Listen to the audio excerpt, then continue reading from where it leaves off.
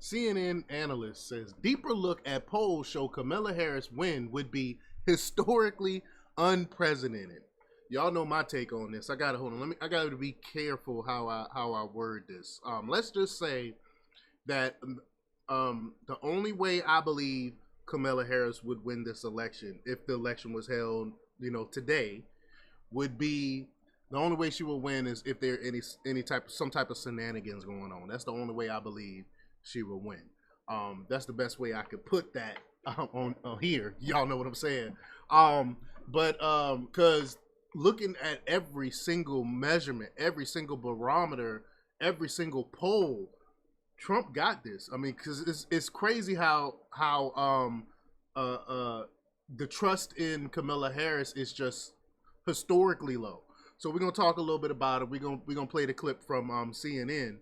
But before we get started, go ahead and hit that like button, share this out so we can get this information out there. Subscribe if you're not already a subscriber, and hit that alarm bell so you know when I'm putting out new stuff.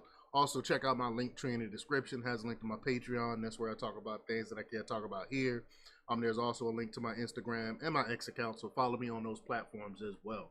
All right, so let's talk about this news. Now, this comes from the Gateway Pundit, my second article from the Gateway Pundit today. Shout out to Gateway Pundit. This is from Jack Davis, and he reports that one critical number could mean that Vice President Kamala Harris has little hope of winning the presidential election, according to a CNN data analyst.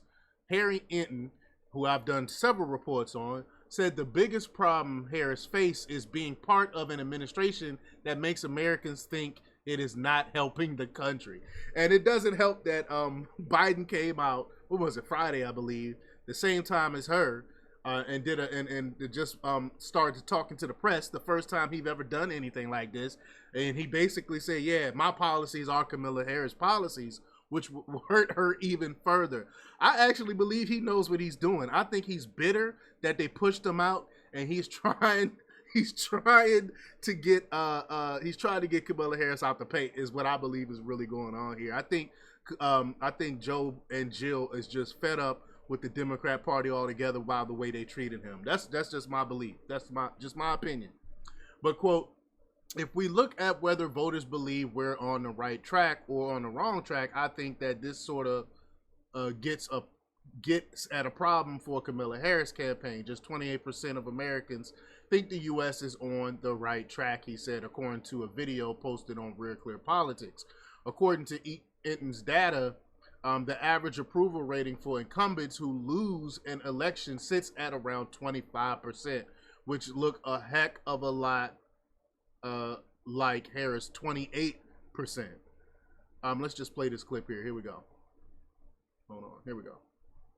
I think that this sort of gets at a problem for Kamala Harris's campaign. Just 28% of Americans think the U.S. is on the right track. And I want you to put that into perspective, right? When does the average, when the incumbent party loses the election, look at that. It's just 25%.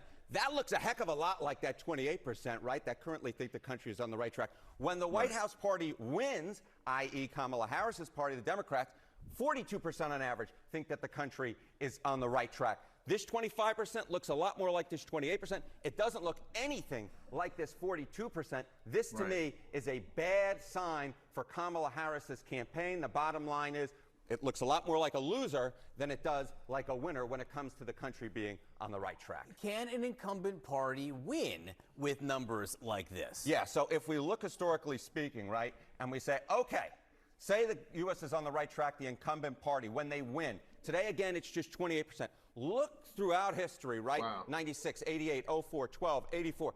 In all of these instances, far more than 28% thought that the country was on the right track. 39. So it would defy history for Kamala Harris to win this election, is basically what they're saying. Was the lowest back in 1996. We got upwards of 47% in 84. Of course, that was a blowout, right, for Ronald Reagan. So there is no historical precedent for the White House party winning another term in the White House when just 28% of the country thinks that we're on the right track. John, simply put, it would be historically unprecedented. So is there any good news or interpretation or prism you can look through where Democrats can say, well, maybe it's okay? Okay, How to so spin let's it. look back to the last midterm, because sometimes history is made to be broken, Mr. Berman. All right, say the That's country true. is on the right track in midterms. Democrats had a good midterm despite this. The old low for the country saying that we were on the right track was 27% back in 1994. Of course, that was a blowout, right? The Republicans romped over the Democrats and Bill Clinton. But this particular past midterm, look, just 26% said that the country was on the right track, and Democrats did pretty gosh darn good. Maybe we've entered a new political... Y'all know how I feel about that. I'm not going to talk about it here. But let's just say I find it amazing that Joe Biden got the most votes than any president in history. Feeble-minded Joe Biden, shuffling, buffling around during 2022, just happened to get the most votes than any president in history, including one of the most popular presidents ever, Barack Obama. I'll leave that there. Environment where Donald Trump is so unpopular that these historical norms, these historical measures that we look at don't actually mean what we think anymore. I'll tell you this much. Kamala Harris better hope that's the case, because otherwise this right track, wrong direction situation will not work out in their favor. The other thing Democrats do say is numbers like the jobs numbers we just saw, they are seeing things improve a little bit week by week on the margins. Yeah, I would say, look.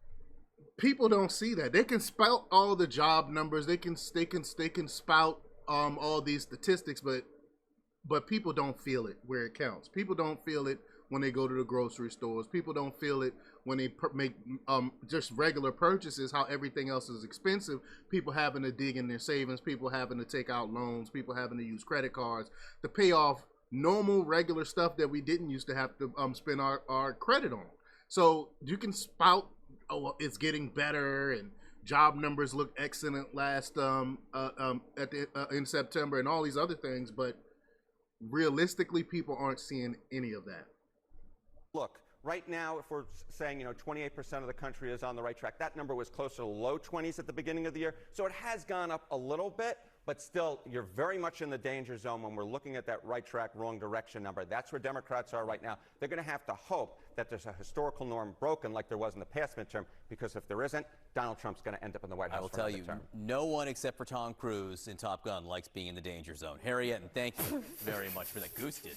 Ooh, wow. I don't even know what to do. I'm going to leave it because that was really... Always best with John to just leave it. I know, but there was a... Eaton said that the picture is different for a popular administration. Quote, when the White House party wins, Kamala Harris' party, the Democrats, 42% on average think that the country is on the right track, he said. Eaton noted that the current approval rating is hovering near the average of losing administrations. He said, quote, this to me is a bad sign for Kamala Harris' campaign. The bottom line is it looks a lot more like a loser than it does like a winner, he said. Eaton noted that the lowest approval rating a winning president received was 39% in 1996, which was the year former President Bill Clinton was reelected. Hinton delivered his bottom line, quote, there is no historical precedent for the White House party winning another term when just 28% of the country thinks that we're on the right track. Simply put, it would be historically unprecedented. So again, barring any shenanigans, I think Trump has this. We have to continue our support. We have to make sure we go out and vote. Let's see, anything else we got here? In a separate analysis on CNN, Hinton said disapproval of Joe Biden will carry over to Harris. Let's check out this clip here. Well, they can't be helping the incumbents, and the incumbent is, in this case, Kamala Harris, the vice president. I know Joe Biden is technically still president of the United States. Some people seem to lose sight of that because he is, for the most part, out of sight, out of mind much of the time, often at the beach, as many people have noted. I think a key question for Kamala Harris that she has still not answered to any degree of satisfaction is, what would she do differently? What has Joe Biden done wrong, for example, that she would have done differently she won't admit if it. she were president, rather than co-piloting? She won't admit that the policies her and Joe Biden did has actually harmed the country. So if you can't admit or take accountability for what's going on, how can you expect to go and fix the problem if you won't even admit that you created this problem. This disaster. She'll talk about how she isn't physically the same human being as Joe Biden. Yeah, we know. And she'll talk about an opportunity economy, whatever that means, and a few little tinkers here or there, all of which I'm sure Joe Biden fully supports. What is different about her that would make any of this better? We don't have an answer to that, and she hasn't even come close to providing one. Right. As y'all seen from the clip that I did earlier, with her 60 Minutes interview, it was a train wreck. He said, okay, I get all that, but how are you going to come up with the money to push your economic plan? And she still didn't answer the question. And how many times have people asked her, how are you going to pay for it? How are you going to pay for it? You would think she would be prepared with the answer when she doesn't. And I think the American citizens see that. We see right through this bull crap, at least the ones that's paying attention. And her strategy of ducking and dodging and not answering questions is hurting her, and we see it in the polls. But y'all let me know what y'all think about this. Leave your comments down below. Like, share, and subscribe, and check out jjthepsychotherapist.com for the latest in news. Until next time, peace.